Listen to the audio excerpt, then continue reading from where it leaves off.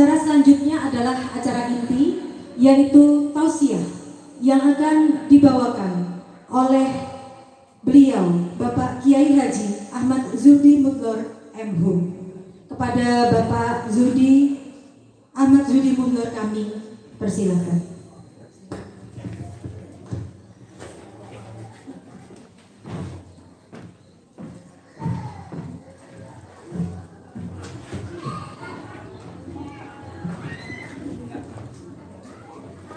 Assalamualaikum warahmatullahi wabarakatuh. Bismillahirrahmanirrahim. Alhamdulillahirabbil alamin. Wa bihi nasta'inu ala umuri dunya waddin. Wassalatu wassalamu ala khatamil anbiya'i wal mursalin. Sayyidina wa maulana Muhammadin wa ala alihi wa sahbihi ajma'in, amma ba'd. Hadratul muhtaramin, para kiai, para ustaz, wabil khusus Ibu Kepala Madrasah Bu Mafrudah Wazir Jidah Pak Fandi, Pak Kiai Hamid yang kita hormati, Pak Kiai Fauzi untuk pulang ini ngantos kiamat insyaallah. Pak Nasifun Amin, alhamdulillah semuanya, Bapak Ibu guru, karyawan, baik yang masih aktif maupun yang sudah purna.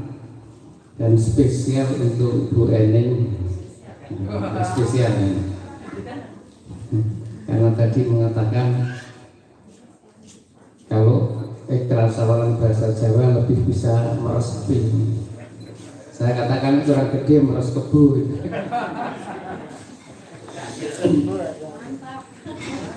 Jadi saya diberi tugas untuk matur masalah sawalan lebih halal dikaitkan dengan semangat ukhuwah Islamnya, silaturahim. Ya nanti saya kecelek yang saya akhiri. Bapak-bapak dan ibu sekalian,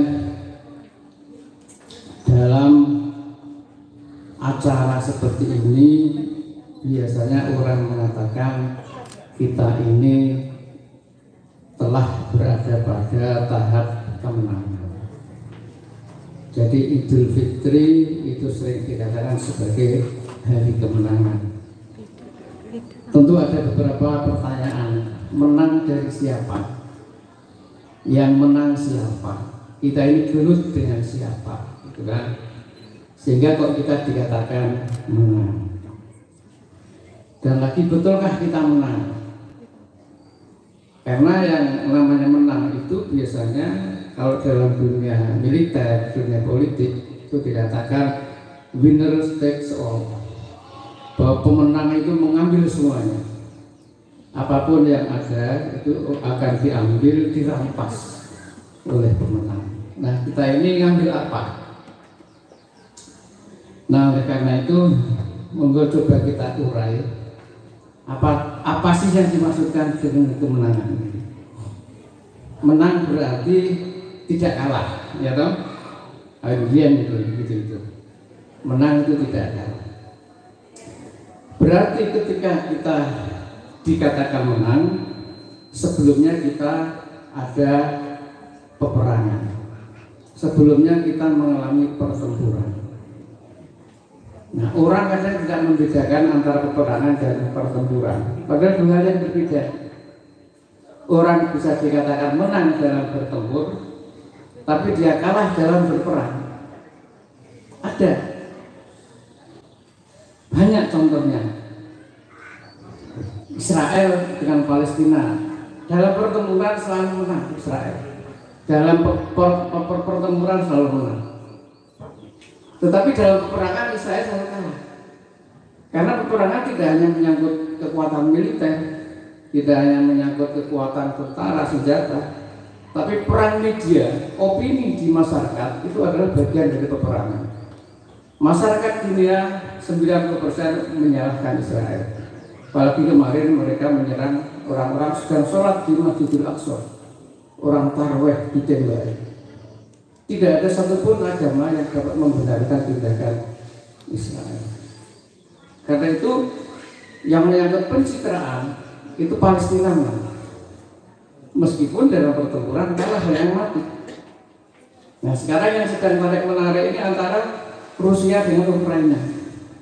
Siapa sekarang yang menang dan siapa yang kalah? Untuk pertempuran sementara Rusia menang. Tapi ini nampaknya sudah mulai berbalik ini opini dunia bahwa Rusia mulai disudut-sudutkan luar biasa. Apakah Rusia akan mengalami kekalahan dalam peperangan? Kita lihat nanti. Bahkan kemarin Menteri Pertahanan Inggris mengatakan tanggal 9 Mei besok itu Presiden Vladimir Putin akan mengumumkan dimulainya Perang Dunia Ketiga. Suatu hal yang sangat mengerikan. Dan kita tidak bisa menjamin apakah Indonesia terkena dampak atau tidak karena sudah melibatkan senjata nuklir. Mudah-mudahan tidak terjadi karena sangat mengerikan kalau terjadi. Diperkirakan sekitar 500 juta penduduk dunia akan mati dalam peperangan kalau terjadi perang dunia ketiga. Nah, bapak-bapak dan ibu sekalian, oleh karena itu ketika kita bicara tentang kemenangan setelah kita berpuasa, maka kita coba analisa.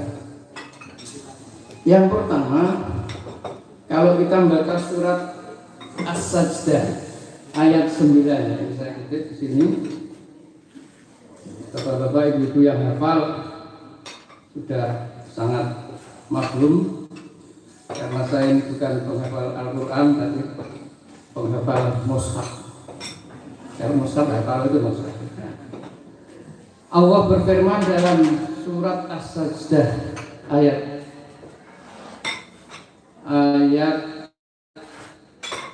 789. A'udzubillahi minasyaitonir rajim. Alladzi ahsana kulla syai'in khalaqahu wa bada'a khalqal insani min tin. Bahwa Allah yang telah menciptakan segala sesuatu itu dengan ahsan, dengan baik, dengan sangat baik. Wa bada'a khalqal insani min tin. Dan Allah menciptakan manusia itu dari tin. Tin itu tanah. Orang sering juga mengartikan dengan lumpur, tanah itu lumpur. Tapi pada ayat 9 Allah berfirman, "Tsumma sawwahu." Kemudian Allah menyempurnakan manusia tadi, yakni Adam, yang sudah dibuat dari tin, dari tanah tadi, wa nafakha fihi, dan Allah meniupkan fihi ke dalam manusia yang dibuat dari tanah tadi, min ruhihi, dari rohnya. Nah, kalau kita baca bukunya Dr. Ali Suhaiyati, dari dua ayat ini dianalisa bahwa manusia itu terdiri dari dua unsur. Penciptaan manusia terdiri dari dua unsur. Yang pertama unsur tanah, yang kedua unsur roh, roh Allah. Tanah itu melambangkan bahwa manusia punya potensi untuk berbuat salah, untuk berbuat jahat, untuk berbuat destruktif, untuk meluncur ke bawah sampai ke lumpur kehinaan. Karena di situ ada unsur tanah dalam diri manusia. Yang kedua adalah unsur roh, roh Allah. Ini rohnya roh Allah diberikan kepada tanah tadi yang sudah dibentuk dalam wujud manusia yang dari sempurna tadi, lalu diberi roh. Nah, oleh Al-Syariati dikatakan roh ini melambangkan bahwa manusia memiliki potensi untuk berbuat konstruktif, untuk berprestasi, untuk berbuat baik dan sebagainya.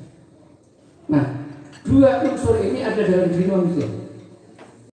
Setiap saat terjadi pertempuran, ini tadi saya katakan pertempuran pertempuran bahkan peperangan antara dua unsur tadi, tanah dengan roh. Mana yang lebih kuat antara dua unsur itu, itulah yang akan menentukan performance casing dari manusia. Kalau yang akan menang itu unsur tanah, manusia cenderung untuk meluncur melakukan perbuatan-perbuatan hina, perbuatan dosa dan sebagainya. Karena itu tidak bisa dihindari, memang itu bagian dari manusia. Ketika yang menang itu dalam pertempuran itu unsur roh, maka manusia akan cenderung berbuat baik, berprestasi dan sebagainya. Nah, pertempuran itu terjadi bukan hanya tiap hari, bukan hanya terjadi tiap jam, tapi tiap detik. Ini persoalannya, pertempuran terjadi tiap detik. Dan celakanya, iblis, setan itu bermain. Iblis itu bermain, ini celakanya. Nah, kalau iblis itu bermain dalam pertempuran itu, kira-kira iblis itu membela yang mana? Bisa kita juga, toh? Bisa kita juga. Kalau Amerika masuk dalam pertempuran Rusia dan Ukraina, kira-kira bela yang mana bisa kita juga? Mungkin iblis itu. Jadi sudah bisa kita tebak betapa beratnya manusia ini dalam kehidupannya, karena setiap harus bertempur dan ada faktor X yang iblis yang ikut mengambil bagian dalam pertempuran. Makanya di sisi lain Allah mengatakan bahwa setan itu atau iblis itu aduan, ya kan, sebagai musuh bagi manusia, musuh. Jadi kalau sebagai musuh itu dia akan membela yang menyebabkan manusia terjerembab ke dalam lubang-lubang kehinaman. Nah, selama Ramadan,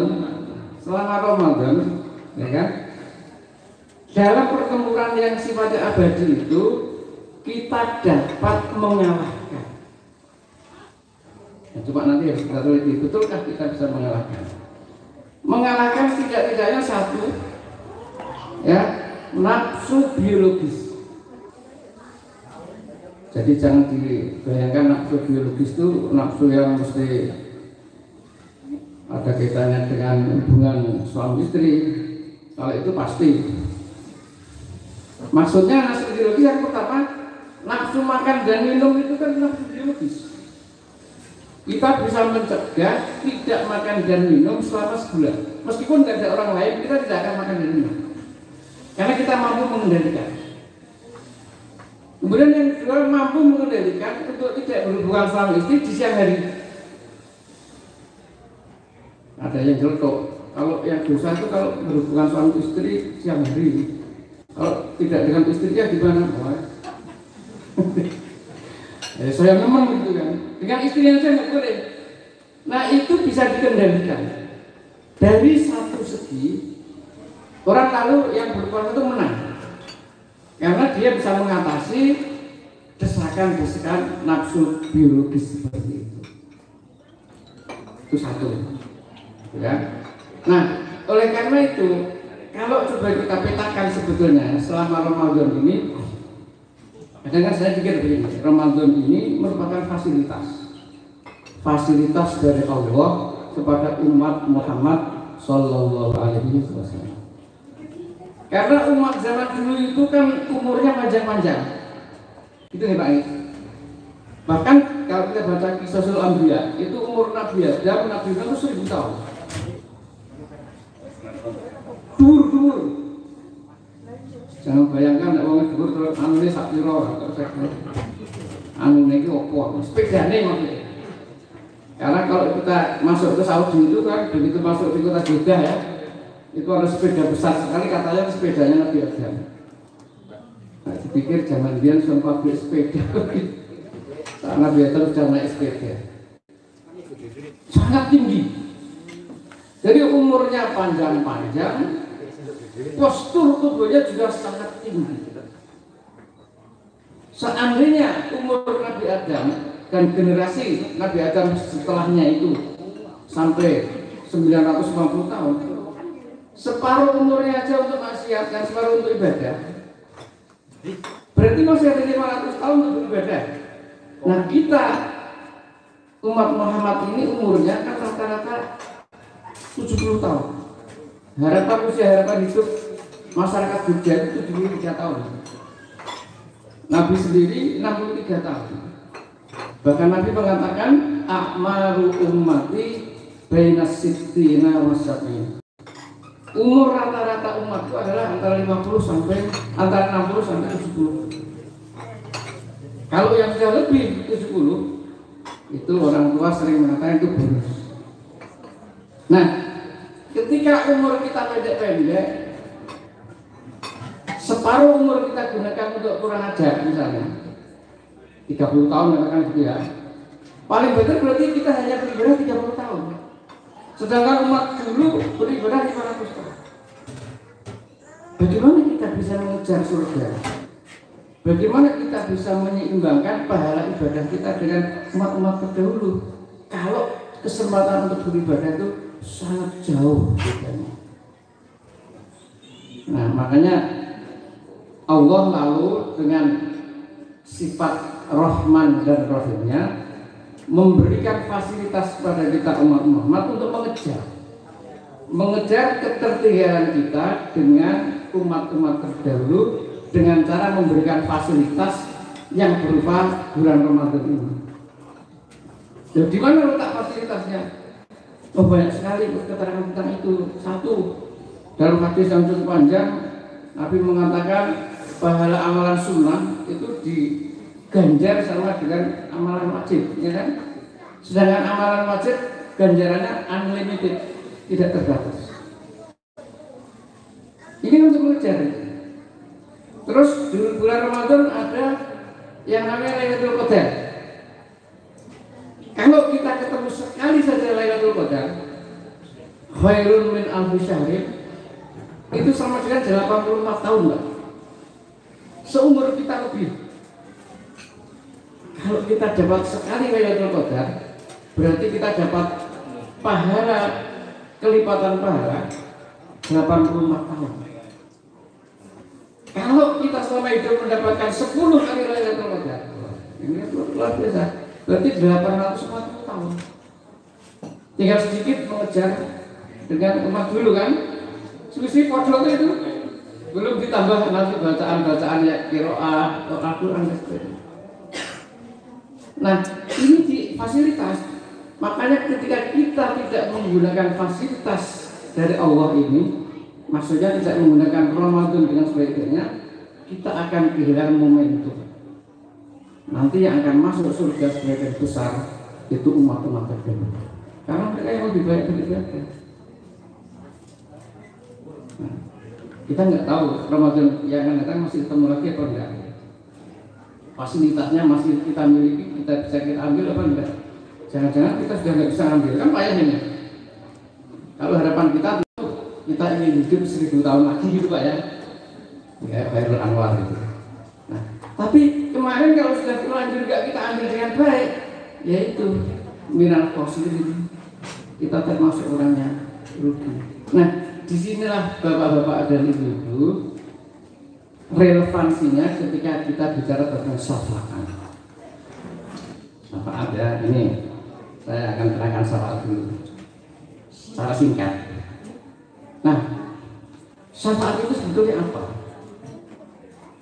Gitu. Kita selama ini mengatakan syafaat itu ya pertolongan dari Nabi Muhammad misalnya. Karena kita selalu menyebut mudah-mudahan kita mendapatkan syafaat dari Nabi Muhammad SAW besok pada hari kiamat. Padahal syafaat itu bisa datang dari Al-Quran juga, Pak. Tidak semata-mata dari Nabi Muhammad, karena Nabi Muhammad itu nanti syafaat itu semuanya, syafaat global keseluruhan. Tapi yang syafaat individual itu Al-Quran. Dasarnya apa? Nabi sendiri kan mengatakan, Iqra'ul Qur'an, bacalah Al-Quran, fa innahu ya'ti yaumal qiyamati syafi'an li ashabi. Gitu kan? Bacalah Al-Quran, karena bacaan Al-Quran itu besok akan akan menjadi syafaat bagi pembacanya. Nih kata-kata syafaat. Nah, syafaat disampaikan pertolongan.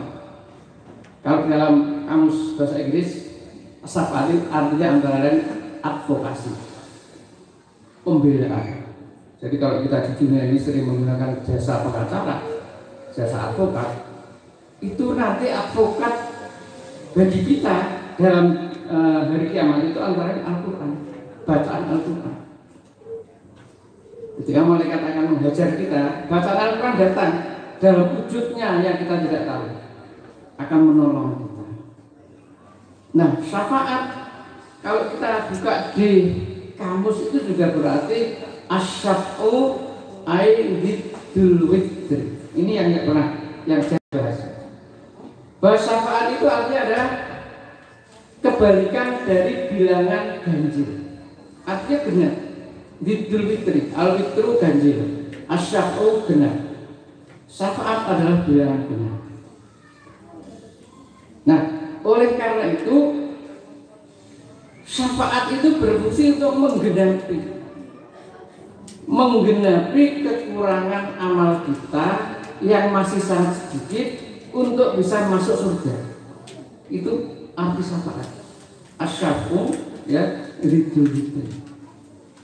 Jadi misalnya gini, untuk bisa mencapai surga, masuk surga, itu dibutuhkan indeks atau angka misalnya 8 minimal. Nah, amal kita ini sekarang kira-kira berempat. Bisa nggak dengan modal 4 kita masuk surga yang ketentuannya minimal 8 misalnya? Tidak bisa. Kita butuh ada yang menggenapi. Itu. Nah, kalau zaman saya kecil dulu, Pak. Waktu saya kecil dulu nilai berhitung. Kalau dulu kan belum ada matematika, Pak ya. Yang ada berhitung, mencongak, terus apa lagi, Pak? Porogapit ya, Pak ya. Nah, awangan ya. Apa? Kowe bangsa sing aljabar itu kalau nanti sudah SMP, MTS ada aljabar. Kalau matematik belum ada. Saya mendapatkan nilai berhitung misalnya itu 5,5. Nilai 5,5 itu kalau di rapot kan biasa ditulis dengan tinta merah. Ya Pak ya. Karena tinta di rapot itu dengan menggunakan hitam atau warna biru itu ketika angka nilai itu minimal 6. Zaman dulu gitu. Saya nggak tahu kalau bapak-bapak paling di bodoh. Nah, anak ini kalau diberikan nilai 5,5 tentu tidak naik, karena berarti ada yang merah. Lalu guru-guru kemudian rapat dewan guru. Ini anaknya ini meskipun agak bodoh, tapi saya benar. Nek disuguh entekan. Sregep rajin, bayar SPP rajin, nggak pernah telat. Orang tuanya juga sering membantu madrasah sekolah.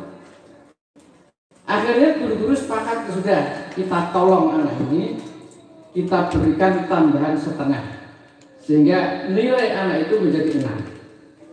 Nah, setelah anak itu menjadi nilainya 6, itu kan sudah tidak merah lagi dan ditulis di rapor. Nah, tambahan 1,5 inilah yang namanya syafaat.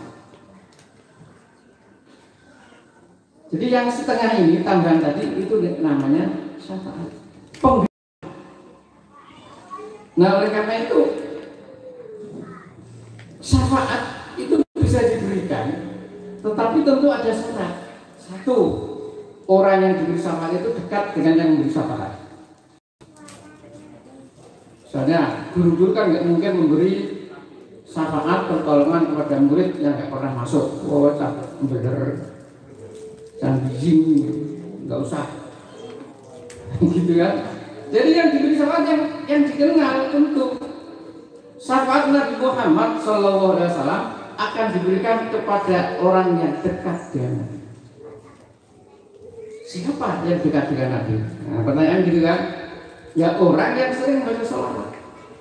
Makanya tadi bagus sekali bacakan sholawat Pak Ihsan ya. Mudah-mudahan kita semua dikategorikan sebagai orang dekat dengan Nabi Muhammad SAW. Karena itu persyaratan untuk mendapatkan syafaat yang pertama harus dekat dengan Nabi Muhammad. Bahkan Nabi bersabda, "Man sholla alayya sholatan, shollallahu alaihi wasallam." Makanya jangan malas sholat. Karena itu akan menentukan dekat dan tidaknya kita kepada Nabi. Kemudian yang kedua, syarat untuk mendapatkan syafaat itu orang itu sudah punya modal yang cukup. Ya angkanya 2, Pak Guru suruh nambah 4 biar menjadi 6, kira-kira masakan itu. Berat kan? Wah enggak mungkin ini. Loro ya wis ora munggah. Nek perlu toke gitu. Nah yang diberi syafaat itu orang yang sudah punya modal yang cukup. Tadi 5,5. Syafaat jadi 6 aja itu berat, tidak rapat guru. Karena sekarang semuanya kan harus pakai rapat juga ya. Minum obat aja setelah minum harus ditutup dengan rapat. Harus untuk obat kan tidak rapat gitu. Mengumpulkan angin. Nah, jadi harus punya modal untuk mendapatkan syafaat. Nah, makanya syafaat dalam hal ini menjadi sangat penting ketika kita raih melalui bulan Ramadan. Jadi baca Al-Quran itu menjadi sangat penting Pak di bulan Ramadan itu, karena satu huruf baca Al-Quran itu kan 10 kebaikan ya. Nah ini kita gelo ini. Wah ngerti aku ini ngatam ke Al-Quran yang 10 sekali aja enggak gitu kan. Kacau gitu kan. Bahkan ada orang yang baca Al-Quran itu mentari Ramadan lagi. Baru Ramadan kayak ini baru mandi. Kalau Ramadan yang akan datang baru disentuh pesawat roh agak berat juga. Nah, ini orang yang tidak tahu fasilitas. Nah, monggo ini syafaat seperti itu. Yang kedua, dalam Ramadan ini, selama Ramadan kita tadi sudah bisa mengalahkan emosinya. Jadi kemenangan kita yang pertama pada kemenangan emosional, karena kita sudah bisa mengalahkan nafsu biologis tadi. Kemudian yang kedua kita juga mengalami kemenangan spiritual. Ramadan kita suruh urunan nukok ke nasi kotak 100 kotak untuk jamaah masjid musola itu abot banget. Kalau dijadwal kalau panitia ya di luar Ramadan besok Jumat ini sampai itu berat. Tapi di bulan Ramadan itu bahkan terbuka. Kadang ada satu masjid yang sudah kehabisan hari orang untuk bisa memberikan sedekah. Semangat baca Al-Quran, semangat tahajud, ya, semangat untuk apa saja, semangat untuk menjaga lisan, menjaga hati, itu di bulan Ramadan sangat kuat. Bahkan kalau kita kembali pada sabda Nabi juga mengatakan mangkana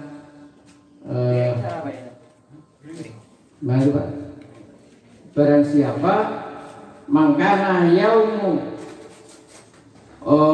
sumi fala yarfus wala yasfur. Barang siapa yang berada dalam puasa di bulan Ramadan fala yarfus, maka jangan melakukan rafat. Rafat itu apa? Rafat itu termasuk omongan-omongan sarung itu rafat. Kan sering kan kita ngomong kumpul kan biasanya mesti kumpul jadi guys cilik kabeh. Nek ning omah ya karo anake ya seneni anak macam-macam. Tapi nek kumpul padha-padha wong tuwa dadi guys cilik kan. Omongan ya sarung-sarung. Poso barang itu. Rafat. Omongannya celerekan itu rafat. Sarung rafat. Itu enggak boleh. Kemudian wala yaskot dan jangan berteriak. Di bulan Ramadan waktu kita puasa, kita dilarang untuk ngomong keras-keras, apalagi berteriak, meskipun takbir. Gua pedang misalnya, ya punya kamu. Allah. Atau kita nggak boleh marah.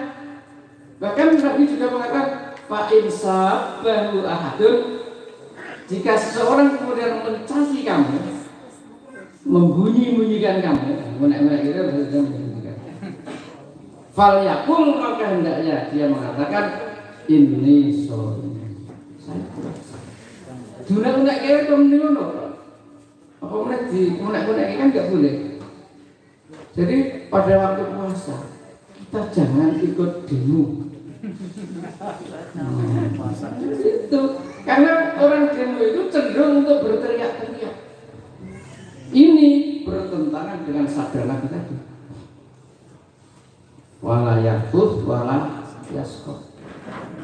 Terus kalau mau demo gimana? Ya demo nih meneng. Cukup dengan spanduk itu kan.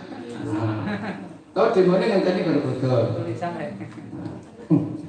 Jadi kita kan perlu cerdas mensikapi sebuah dalil itu dengan cerdas. Gimana demo tapi tidak melanggar sabda Nabi. Ya, demo meneng baik.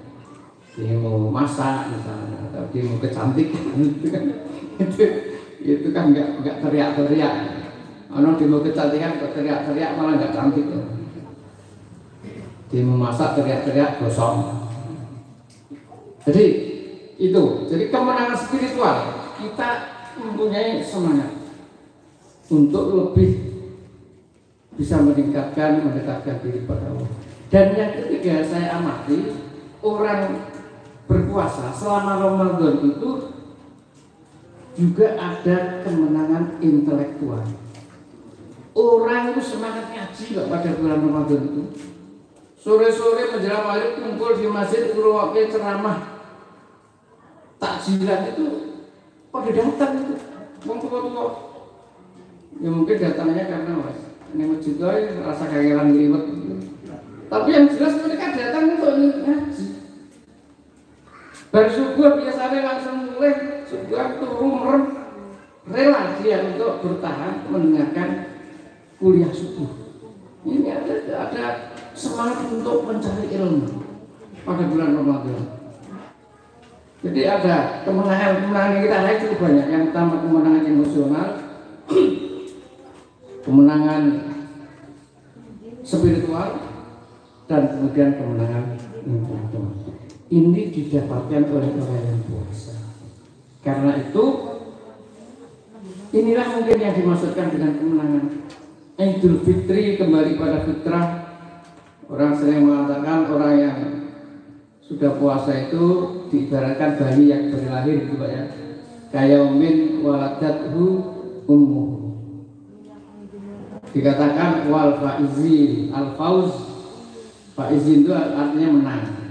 Mudah-mudahan Bapak Ibu termasuk orang-orang yang menang. Menang apa? Nah, itu tadi dalam pertempuran dan peperangan. Nah, tentu tidak cukup di situ. Karena tujuan semuanya itu adalah untuk meraih ketakwaan, gitu kan? Katakan la'alla tattaqun. Nah, Bapak-bapak Ibu sekalian, kalau kita coba klasifikasi, sebetulnya mandat Gusti Allah pada kita manusia itu kan bisa dibagi dua. Yang pertama mandat yang disebut dengan mandat diniyah samawiyah al-muqaddasah. Jadi mandat ini yang berasal dari langit, dari Allah. Ya. Nah, ini dibagi dua. Yang pertama kita harus menyelamatkan akidah. Yang kedua melaksanakan syariat. Ini kategori pertama. Kemudian yang kedua adalah dunyawiyah, ardhiyah, ijtihadiyah. Kedua, mandat di bumi ini manusia disuruh apa? Nah, untuk yang pertama tadi saya singkat saja. Akidah yang pertama, ya, diniyah samawiyah tadi, kita harus menyelamatkan akidah. Diri kita sendiri, keluarga kita sendiri, tetangga kita dan masyarakat. Ini kewajiban. Apalagi bapak-bapak, ibu-ibu ini merupakan pionir dari Kementerian Agama yang harus membawa misi Islam di tengah-tengah masyarakat. Mau tidak mau harus ikut memperjuangkan, memasyarakatkan akidah Islam yang benar. Yang kedua adalah syariat, bagaimana pelaksanaan syariat. Jadi harus dibedakan mana akidah, mana syariat. Syariat kita anggap saja syariat itu hukum, gitu ya. Hukum-hukum Allah ini harus diperjuangkan. Nah, kekacauan yang terjadi di tengah masyarakat ya bapak-bapak, karena orang belajar syariat kadang itu tidak sistematis, Pak. Tidak urut. Ini kalau kita coba analisa. Padahal ulama-ulama kita sudah mencontohkan belajar ilmu fikih misalnya, itu kan sistematiknya jelas. Pertama dimulai dari bab air, kemudian toharoh. Setelah toharoh nanti dibagi ada wudu, ada tayamum, ada istinja. Setelah toharoh nanti bab sholat. Sholat juga dibagi sholat wajib, sholat sunnah. Lalu puasa, zakat, haji, munakahat, dan seterusnya. Nanti terakhir jihad. Nah, orang yang tidak sistematis, kadang-kadang dia belum belajar sholat dengan baik, langsung belajar jihad. Jadi langsung duduk ke jihad. Apa yang akan terjadi? Maka sholat bisa rukuk 2 kali. Yang di Monas itu. Karena enggak sistematis. Ketika orang enggak sistematis, yang terjadi kekacauan. Sekarang banyak orang menikah, itu kan tidak didahului dengan sistematika yang benar. Orang nikah itu kan punya kelamar dulu, akad nikah, hamil, melahirkan, membesarkan anak. Sekarang kan enggak urut ya. Orang nikah itu sekarang nggak tertib ya, ambil dulu baru nggak urut itu. Nah, ambil dulu, melahirkan, barang ada yang melahirkan dulu, baru melamar, baru nikah. Gugur ya. Simbah-simbah dulu kan sudah sering mengajarkan, nah ini sering saya kutip ya, lagu. Gayoe teko, gelar ploso, ploso ini bedah, tambahin jajan, jadahe manggu, buangan pakano asu, gitu kan? Asune mati, buangan kali. Karena nggak mati sekarang itu, gayoe teko, pakano asu.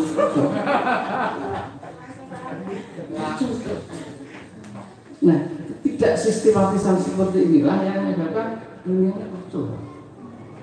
Makanya sangat bagus kalau anak itu dimasukkan ke sanawiyah, ke aliyah, karena akan diberi pelajaran agama itu urut, sistematis. Dan Pak Guru juga harus belajar urut. Orang ngerti langsung munakahat, belajar langsung munakahat. Urut. Ini ajaran para ulama. Nah, ketika kita sudah urut sesuai dengan asas kehidupan, ya semuanya nanti akan baik.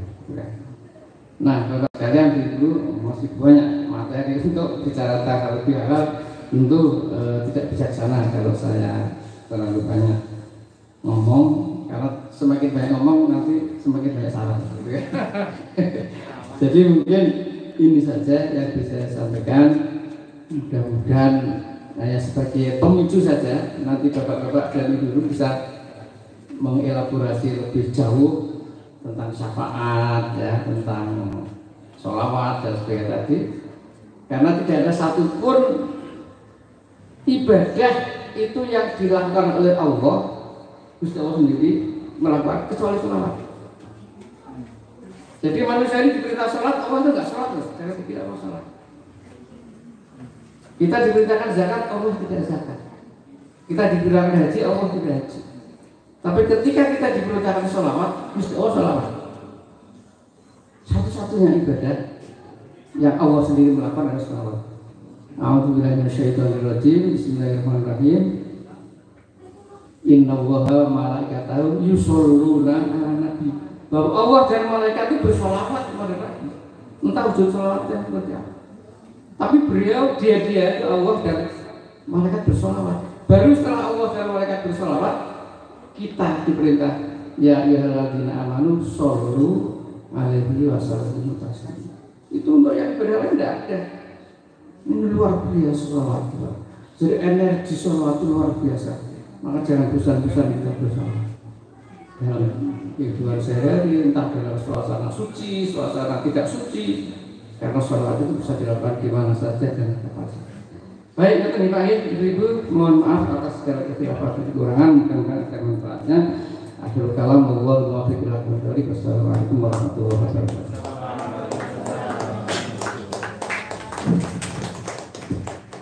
Terima kasih kepada Bapak Kiai Haji Ahmad Zuhri Mutlo MHum yang telah memberikan tausiahnya.